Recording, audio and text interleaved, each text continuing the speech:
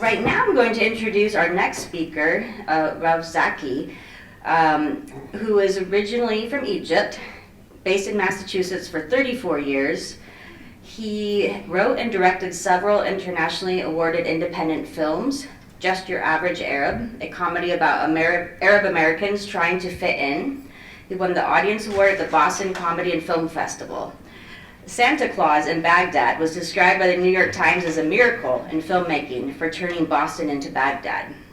Fireflies, a film without dialogue, received the Summer Redstone Award at the Directors Guild of America in Los Angeles. He's made several other award-winning documentary and fiction films, and his first feature film, Dream, starring non-actors with disabilities, is being submitted to major film festivals.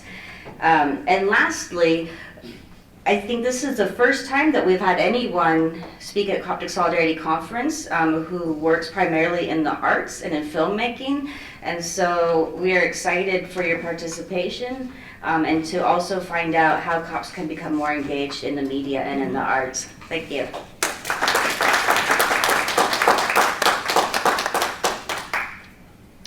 Good morning. Thank you so much, Coptic Solidarity, for inviting me here in DC to speak. My name is Raouf Zaki, and I was born in Egypt as a Coptic Christian. I attended a French Catholic school. I was thankfully awarded the two-time Redstone Award in Hollywood as a director for films that I made. And I'm a full-time filmmaker. We have a production studio in Massachusetts for the last 23 years. We've made films about Syrian refugees. We made films about Iraqi is during the embargo. We've which actually was a study guide was made for that film by Harvard University, and it's being shared in many public schools and many other institutions like the Canadian prison system for some reason, I don't know why, but and we also make documentaries. We made documentaries for PBS and other institutions. We also, one of our wonderful clients is Coptic Orphans. Obviously, we film for them in Egypt. And today we're going to talk about our next film, which is a very important film. I've made films about our people, the Coptic people, but this film here is very special to my heart, and I'm sure to yours as well. And we're going to talk about the purpose of the film, as well as how you can benefit from it and what we have to offer. Our next film is going to be titled Blue Bone. Does anybody know what Blue Bone stands for? Yes. All of the above, right? Yeah. The heavy cross left when you carry a cross in the back. The heavy cross left from being carried by the neck, right? Yes. So it's a very metaphoric name for the film. And the film obviously is about our 21 Coptic martyrs who were martyred in February 15th in 2015 in Libya. Blue Bone is a dramatic film. It's a journey, really, more than a film, because it will explain, it will go through the 45 days of captivity, where our 20 martyrs were held, hostage by ISIL, and the choices they were given. Will they surrender to ISIL's demands and return safely to their families by abandoning their faith, or will they choose martyrdom? Basically, the film will have many scenes in it. It will be an original film that will talk about, first you're going to see these martyrs, the opening of the film, preparing to go home for Christmas to their families. Most of them are young people, ages 20, 21, 25, in their 20s, who have to support their families back home because of poverty, so they couldn't even find work as laymen in Egypt or construction workers. They had to go to Libya, and you're gonna see them like joyfully preparing for going back to their families for Christmas with very little means. And then afterwards, through organic conversation, we're going to learn from them about Coptic Egypt. For example, like places like Jebel el-Tair, through flashbacks, like a father and son, talking about it, flashback through a flashback. But then when they're captured brutally by ISIL for those 45 days, we're going to see what they went through several rehearsals. Because I believe, it's written in the film, that they went through rehearsals, and you can see from the video what we can, distinguish from this is they went through several rehearsals, and ISIL was all about showmanship and, shooting this from several angles that took several days. But I believe that these rehearsals really empowered them for the last, day of martyrdom. And we're going to see how their faith was tested. We're going to see I'm not going to tell you what happens in the film because this is live and public, and I'm sure I want you to watch the film when it's made. So I'm just going to give you basically some hints of what will happen, how they dealt with ISIS. Were there miracles that happened during the 45 days? What was their last night like? Did they cry? Did they doubt? Did they weaken? Did they worry about their poor families back home? Did they talk about their wives and kids back home? And this is the surprise of the film, is that we're going to focus also on this mysterious man from Ghana, the 21st martyr by the name of Matthew. We don't know much about him. Some news say that he's from Chad or from Ghana. There has been no identity papers found with him. But in the film, it could be hinted that some of these, our 21 our martyrs' behavior changed his heart. Slowly, he could be the one who decided from the other side to not carry on their execution. And this is how we can make a universal film, by showing that someone can actually change their heart by watching the inhumanity that goes on and the false ideology that ISIL was bringing. And the video, actually, if you look at it, that ISIL put out, shows Matthew, the one sub-Saharan African, being executed by the leader of the clan. The only one not dressed in black, the only one who spoke English about the Crusades and so forth. He was holding Matthew. Maybe he wanted to make him an example for all the others. So this is some of the things that the film will address, making it, again, a human story. The film is not going to be made to bash Islam or bash religion, because obviously the majority of Muslim people despise ISIL, and were targets of ISIL as well. So the film, and there's a lot of media right now from on streaming media showing how this is converting to ISIL and going through this ideology, and all of that is false. So the short-term goals for the film, obviously, we need to put the word Coptic on the map. Most of our generation are either doctors, engineers, or we see a lot of that in our communities. And I think we really need to invest in media, and it's just not about, shouldn't be just about a Coptic channel here, a Coptic channel here. We're just preaching to the choir. Like, I'm looking here at this room, and 95% are Coptic people. Next year, I would love to come. I'll be honored to come, but I would like to see more people invited from all different faith. why not take it out to other people? That way we can show our problem and have other people rally with us. So we're not preaching to the choir. This will be an English language film. The reason why it's going to be an English language film is that it will have an international appeal. It will be a faith-based film that will raise awareness about us as Coptic people. It can be used as a tool in churches. It can be used, after its release. It can be shown in churches and used for theological studies. The budget of the film is $1.25 million, which is really a low budget for independent film. To get this fund, we need, maybe it could be 25 investors investing 25,000 each.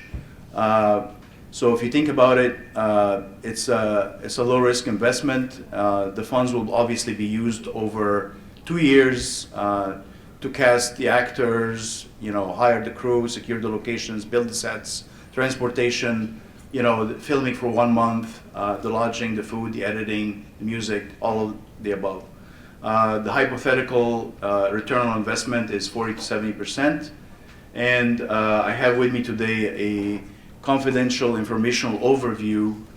If you're thinking about investing, or if you know of any investors, please help us get to that stage where we can make the film. What you benefit as an investor, or if you know of an investor, is your name as an executive producer on the film, and you're obviously sharing the profit, 40 to 70% in hypothetical ROI. You also get a lot of perks on a monthly basis, which is updates on, for example, where we're going to be shooting, who we cast in the film, VIP invitation to the premiere, your name on the film forever. What we have to offer is that we have a major track record in receiving major grants to make the films that some of them I'm going to show you clips from. We've been entrusted with those grants to complete those films. We manage many crews for over the last 23 years. We manage also a lot of budgets for Fortune 500 companies ranging in the $1 million range. We have worked with Middle Eastern actors based here in the US. And we own equipment that will save $133,000 in rentals when we make the film from our own assets. This is some of the clips from the films that we made. It's a 3-minute clip.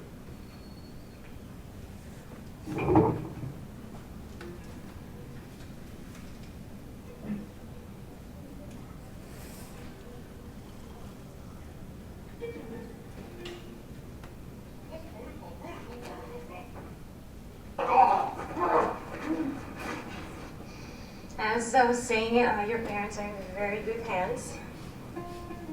The tragedy. What? What's wrong with the book? No, there is nothing wrong with this book. Except that it's in my hands. This book belongs. This book belonged to my professor from the university. A superb scholar, an excellent teacher, a wonderful man. How he must have treasured this book. And now his family has had to sell it. Frank, unfortunately, time is the one thing that I am very, very, very short on right now. Mrs. Cole, are you okay? Is everything okay? Go away! But why? Because I live for art, not from it. And now it's been stolen.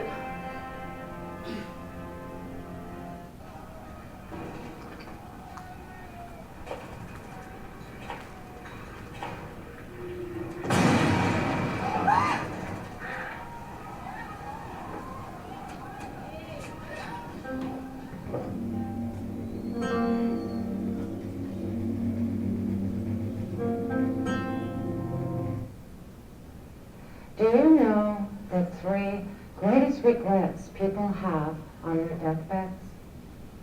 The number one regret is they miss not spending more time with their children.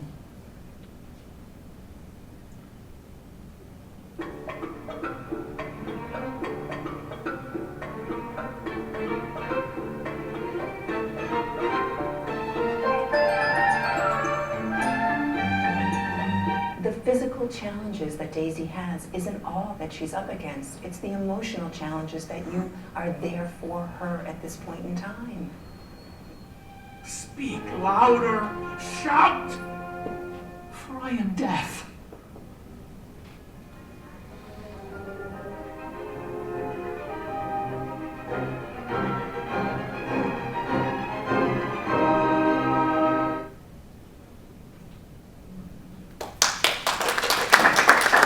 Thank you very much. Thank you. Again, it's an honor to be here and talk about this project. And a very similar film is Of Gods and Men in terms of style. That was made in 2010.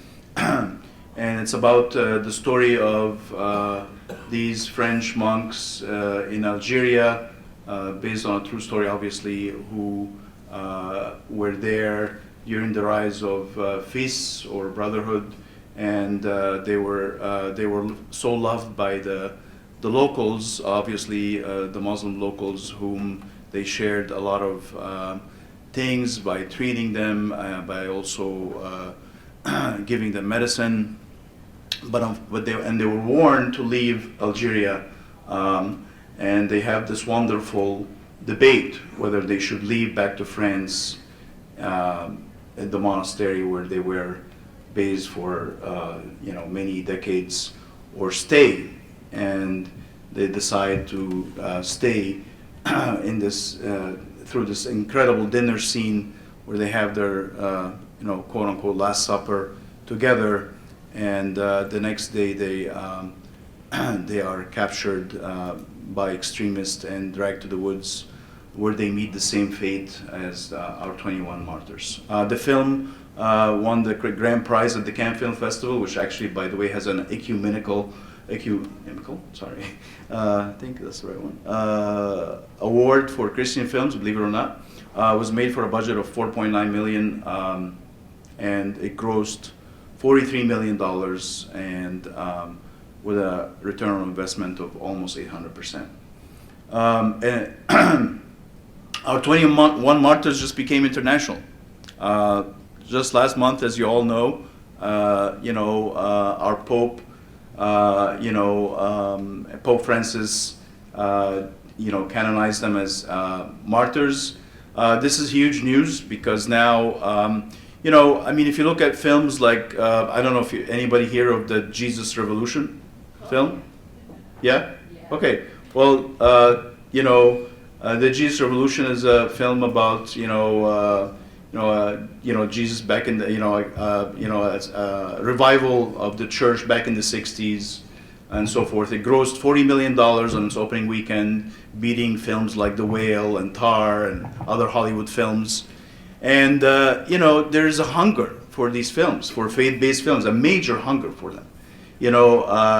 The evangelical community are so good at this because they're the ones behind major films like God Is Not Dead, Fireproof, making them for these lower budgets. But the way they spread the news, like the Jesus Revolution, is the pastor stands on the pulpit on Sunday morning and says, "Hey, go watch the Jesus Revolution." So the whole family and everybody else will go watch it. And since now they are part of the Catholic Church, we're hoping also this will happen. Because it's very important to have that word come out on opening weekend. So you're the first ones to see this. This is the poster release for the film. This is the first time we show this to anyone. We have also postcard sizes of this poster that you can come and take here during coffee break for you. And it may not be the obvious last, final poster of the film, but it will be the pitch poster that we use when talking to investors. You guys like it? Yes. All right, cool. Is that the title, Move Out? Yes. Guess how it was made?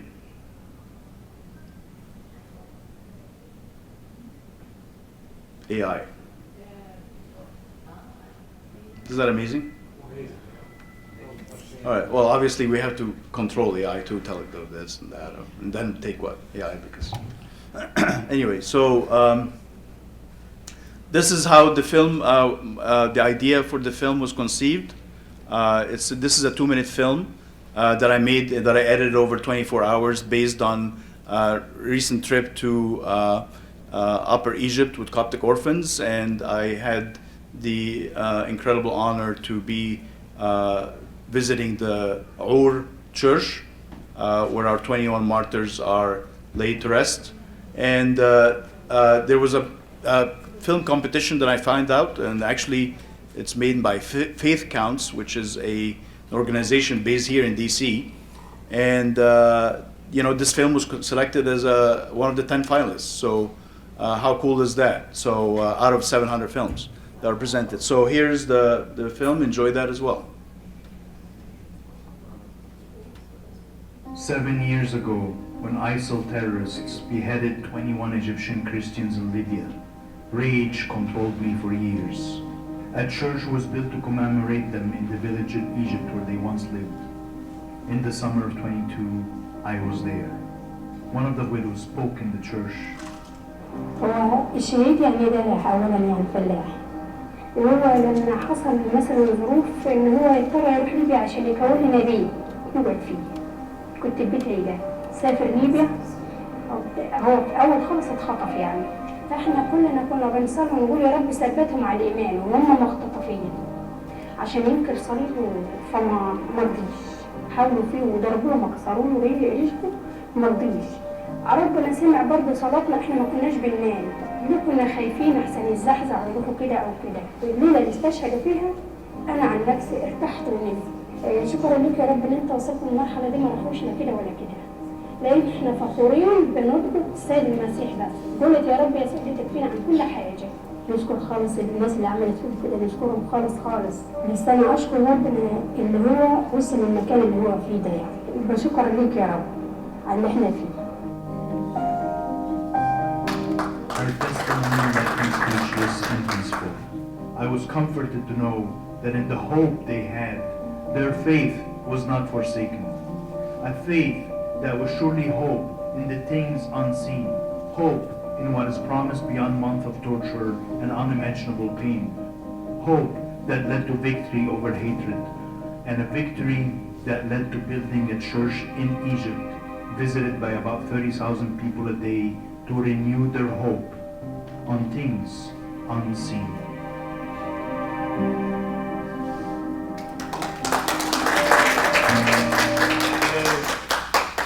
So isn't that incredible? Like a 2-minute film can just get to your heart, make you know about us as Coptic people. And we were competing with all kinds of films. So just imagine what a major motion picture can do to us. And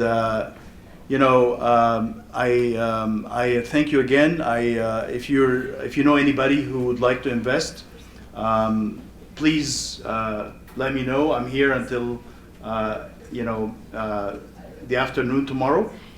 We can sit down together. I can show you the confidential informational overview.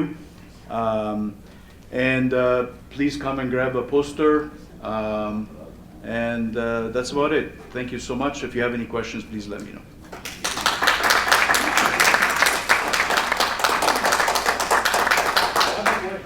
Yes. I think the media avenue is very good avenue. Okay, and that is what happened in Europe when they have the revolution against the weak people and to progress start with art, like people write, because this is very soft to go to all the people.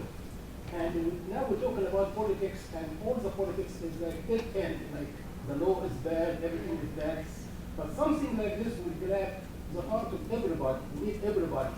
Christian, Muslim, non-Muslim, non-believer, Egyptian and American and everybody. I think this is a good avenue, the art and the film. is a good Absolutely. avenue Yep.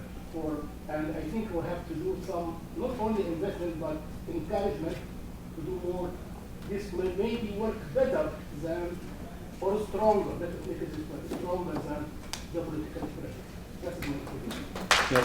Thank you. Yes, sir. First of all, thank you for being such a responsible person to convey all of this pain and policy. I think you're doing a great job. But the trap that, I'm Iranian. Right. The trap and the conspiracy that, in Iran people face right now is that, they claim they are Muslim. It is extremely important that when you put distinction between them and Islam. The Iranian government or Egyptian government, they don't have anything to do with Islam, Quran, and what is inside that. On the other hand, this is like a business student that they use as a mask under the name of the God. Like the person in Christianity that you believe that they are Christian, they are not Christian. They say it is under the name of the Christian. Right. And I think in your job, and the way that you convey this message to other people. And that's why it's so important, sorry to interrupt you, to show that what if Matthew was one of them, but just saw that this is not really how he wants to, what he really wants to do in his life. This is not what this is. This is a false ideology. And this is how you have to, counter this. That's why, yeah. So the Copts in Egypt, they cannot win this battle, as Mr. Ibrahim said, except they get the support of the individual Muslim or the Muslim organization, movements that they are against this fanatism, Muslim against Muslim. In Iran, the main opposition to the government are Muslim. I'm Muslim. I've been fighting against Iran for 40 years. Right. It's extremely important that you don't fall to this trap of Islam, Christianity. Absolutely. Absolutely. That's why it's a human story. Thank you. Yes, sir. It shows that our weapons are not carnal, but are capable of winning hearts. And it shows that we do not rely on human arms for political power, but God has His ways, and He can use this organization for a humbler venue to achieve what even America cannot achieve. Yes, thank you. Yeah, I'll tell you a funny story. I was in Egypt filming, and I was in, filming something completely different. And this man comes up with his little sister, and then my sound man is like, "You have to interview him." And he has like several bullets in his hand, marks, several bullet marks, and so forth. And he was one of our Egyptian soldiers when ISIL attacked a military unit. I think it was 2016 or so. So I interviewed him, and ISIL attacked his unit. They killed several officers and soldiers, and he was the only one remaining, the only one who survived. And basically what happened is, no one knew about him because, a couple of months later, there was this program on television about the heroism of the Egyptian army and so forth, which was wonderful, but they thought he was dead.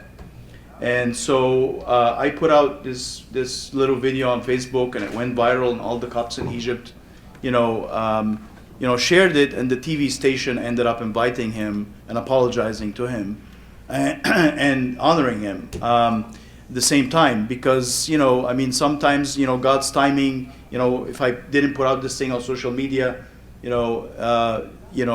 wouldn't have been still recognized as dead. So God's timing is incredible. Yes. Yes. Sorry. Go ahead. First, I would like to thank you for this extraordinary work you are doing. That's amazing because Thank you. I personally from Iraq, and I'm proud that you are doing this exceptional work. So congratulations for that, and please continue.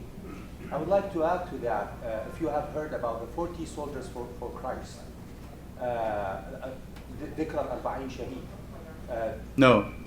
Eusebius from Caesarea, Oh. the father of the church, he wrote about them. And actually, if you search about that, there is no movie yet being done. Probably that will be another thing, maybe for the future, because I think since you said there is a thirsty to religious or spiritual movies in the United States as well, other than the Christians around the world. I think that will be another thing probably when I saw that you have got some award there. That's great. So just to add to work, and thank you so much again. Thank you so much. Thank you. There are other faith-based films that I would like to make on my agenda, and certainly looking forward to that, God willing. Yes, ma'am. I want to say thank you as well. I think that art is so important in advocacy, and this will be beautiful. When it happened, I remember there was an American filmmaker, a really young guy, so you can forgive him because he was very young. But he didn't make a film, but he wrote an open letter to ISIS, and it was all about forgiveness and everything. But it was coming from a person who had not been a victim. And when these wonderful women whose husbands are martyred are willing to forgive, that's powerful. For him, it was ridiculous. So I'm glad that you are because I wrote to him and said, why don't you now make a movie? You forgave ISIS. Now why don't you make a movie honoring the martyrs? And he said, oh, well, he had other things to do. So thank you for doing this. Thank you so much. Thank you. Yeah, the heart of these, wonderful women is really the heart of our people. Forgiveness. There were several widows in the church talking that day, and they were all smiling. Obviously some of them got emotional, including especially their children, from not having the father around. But the forgiveness they have, and the peace, and even to pray for those men who did this to their husbands, and the joy they're in, is just beyond. This is truly our land, the land of faith. More than any other land. All right. Thank you so much. God bless.